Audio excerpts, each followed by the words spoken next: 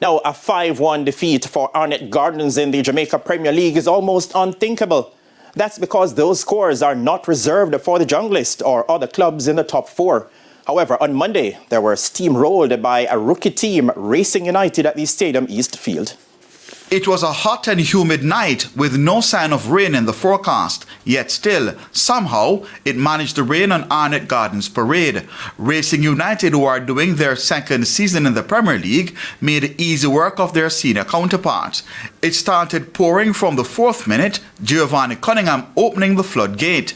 And before Arnett could draw for cover, they were in further trouble, Nikhil Ellis making it 2-0 a minute later. Without a plan to stop their leaking defence, Tajay Grant took advantage to send Racing further ahead in the 11th minute. And sometimes when it rains, it pours. And that's what happened when Cunningham returned in the 34th minute to make it 4-0.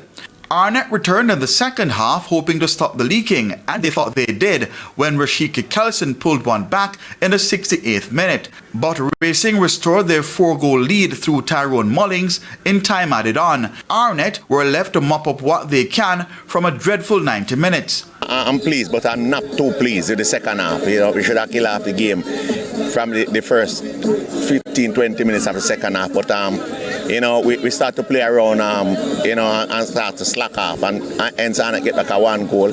But definitely I must have kudos to the team. This is what we wanted to do. We wanted to have a positive start. Last season we start a little bit shaky, and this time around we said we want a positive start, and hence we get the result today. Those early goals really set us back. I think we could have done much better in terms of our defensive organisation, and in terms of the turnovers, that really hurt us so early in the game. In the early game on Monday, Portmore United left it late to beat Dunbeholden 2-0 in the Portmore derby. After an hour without entertainment, the game came to life when Marquise Reid gave Portmore the lead. And the win was sealed and delivered 9 minutes from time when Ronaldo Robinson made it 2-0. I'm really happy for this win. The team is happy. It's not the best football, especially the first half. I think we played a bit timid.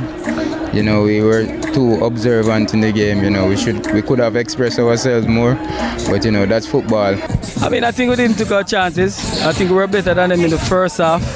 I think they had an excellent second half. I think we didn't match them man to man. And I think we lost in the wide areas, which are areas that we have been working on. But it's football and we just have to come again.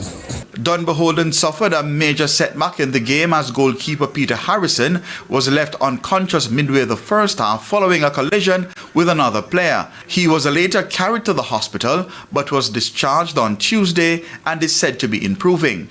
A CT scan shows that there is no fracture to the skull. Keon Reina reporting for TVJ Sports.